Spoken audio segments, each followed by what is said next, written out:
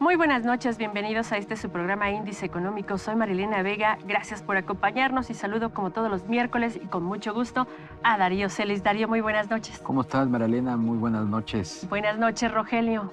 Marilena, Darío, feliz año. Rogelio, muchas gracias igualmente. Amigos, acompáñanos, vamos a platicar del sector del medio ambiente. ¿Cómo está México? Comenzamos. El gobierno del presidente de Estados Unidos, John Biden, planea aplicar una nueva norma de etiquetado de carne que se comercializa en este país con la finalidad de que los consumidores conozcan el origen de lo que comen y compran. Resaltan productores locales. Esto ya encendió alertas en México, pues dicen que causará discriminación contra proteínas mexicanas, lo que también viola parte de los acuerdos del TEMEC.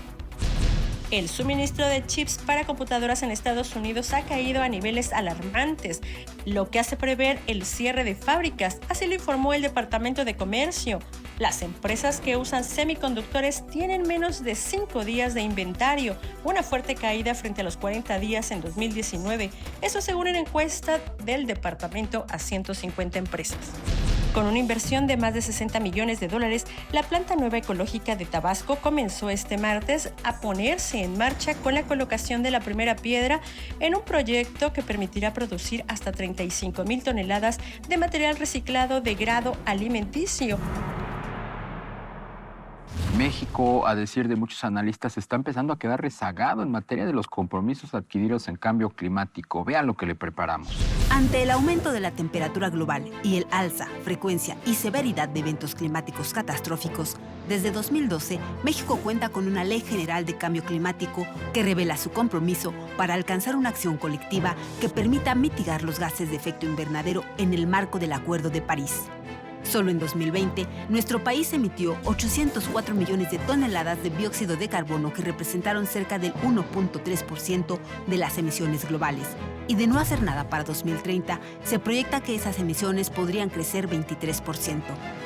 Para los próximos 10 años, la actividad de transporte es y continuará siendo el sector que produce más gases de efecto invernadero en México, con alrededor de una cuarta parte del total.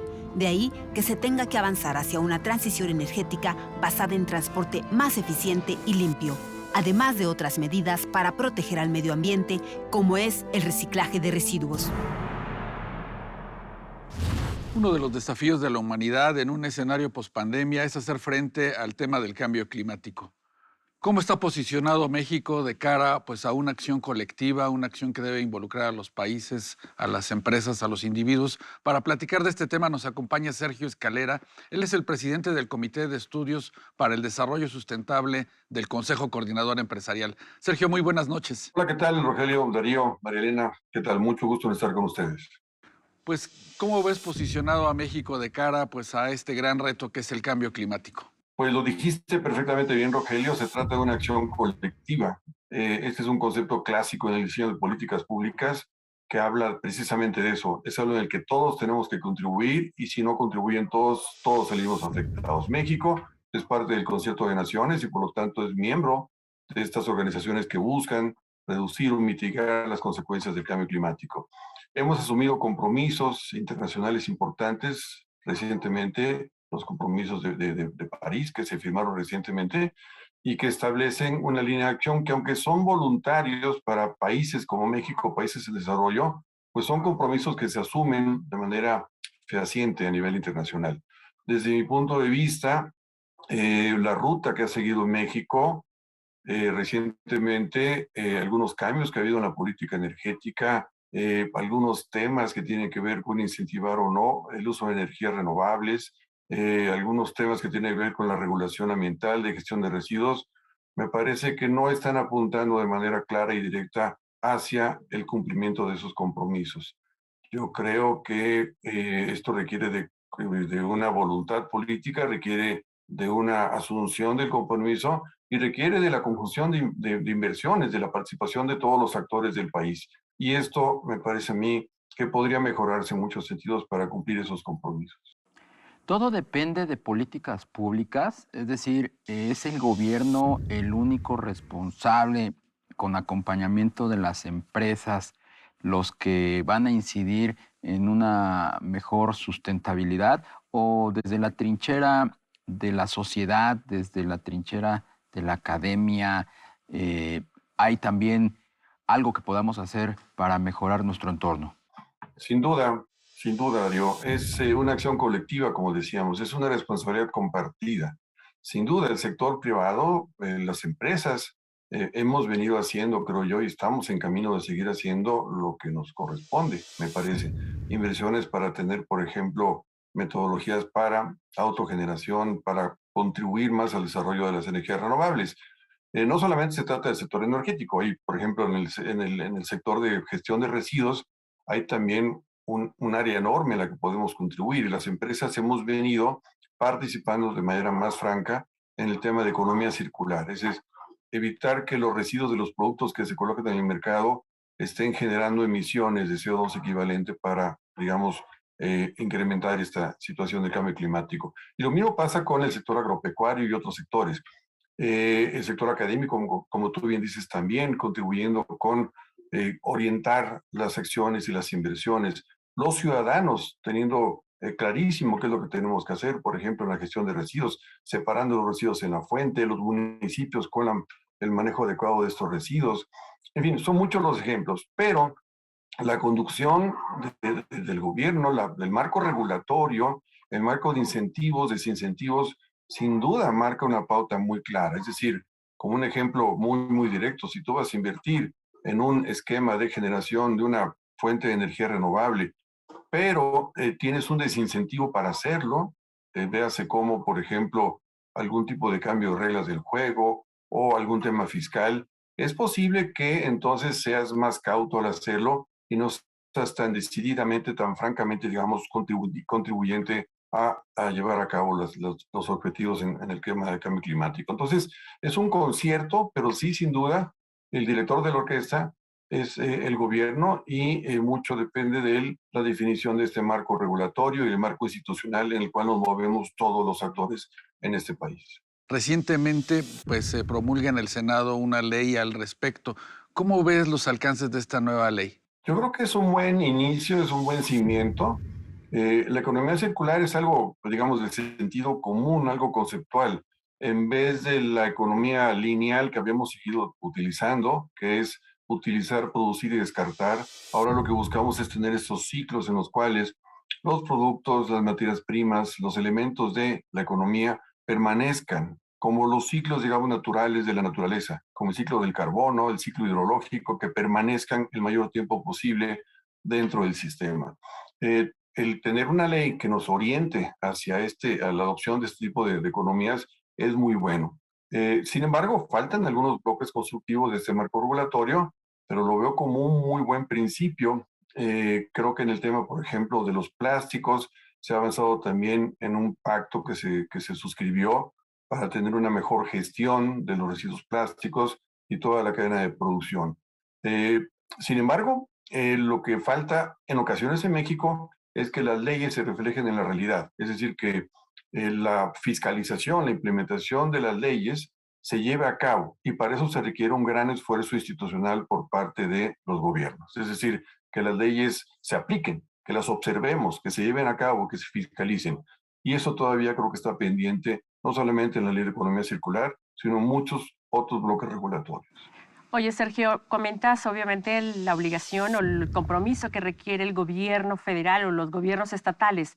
¿Qué tendría que estar haciendo la iniciativa privada también para fortalecer este cambio climático o esta transformación que se requiere pues en todo sentido y a nivel país? Creo que la ruta que ha trazado el sector empresarial mexicano a través de organizaciones como el CC y otras es bastante clara y establece de manera también muy concreta los compromisos a los cuales nos estamos sujetando nosotros.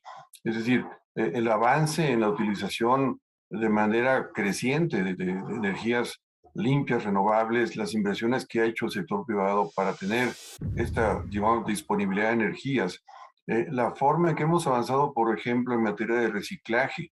El reciclaje es un tema que está un poco oculto a la vista del público en general, pero tenemos avances muy importantes en la recuperación y reciclaje de muchos productos.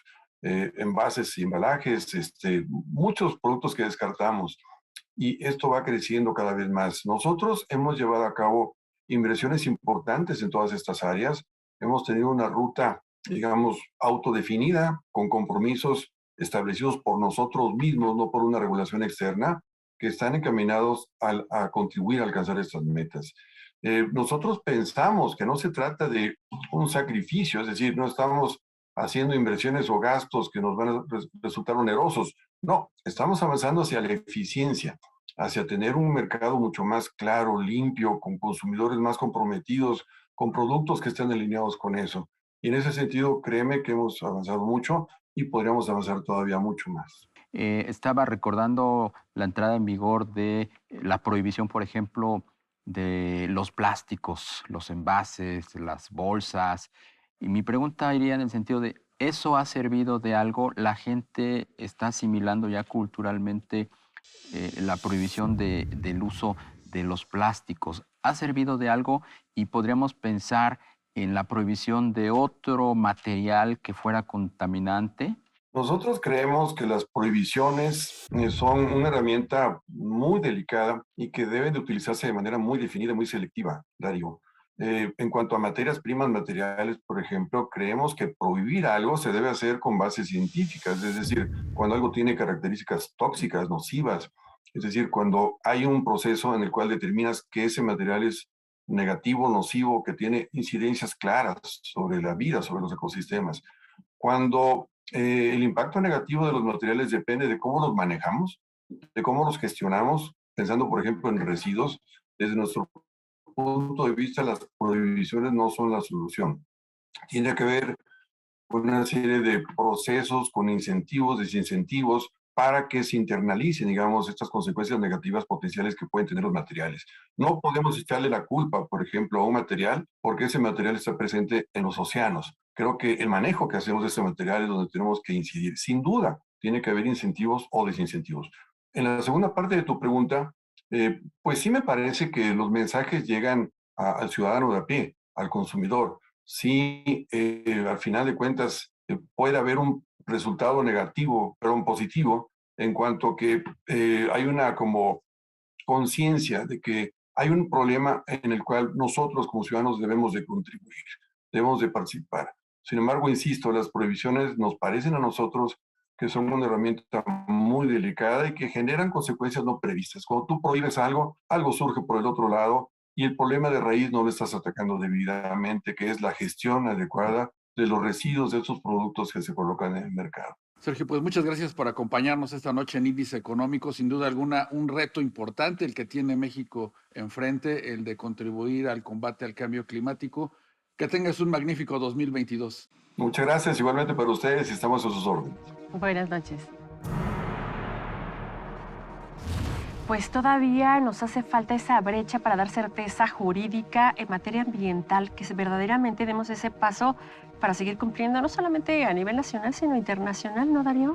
Pues más bien yo veo como que un retroceso en cuanto a la adopción de los compromisos en materia de políticas públicas, y ese es precisamente pues el gran desafío a nivel global, ¿no? Porque es un esfuerzo internacional. Crear el ambiente, Darío, Marilena, para pues una, digamos que lucha contra el cambio climático, que también puede ser un motor para nuevas inversiones. Claro. Ojalá pues puedan así que se vaya por ese visualizarlo, lado, ¿no? Todos los actores. Pues qué gusto, muy buenas noches, Rogelio, buenas noches Darío, Rogelio. Gracias, Marilena. Así a los dos. Muchas gracias por habernos acompañado. Recuerde que el próximo miércoles aquí lo esperamos en Índice Económico, 11:45 de la noche. Hasta entonces.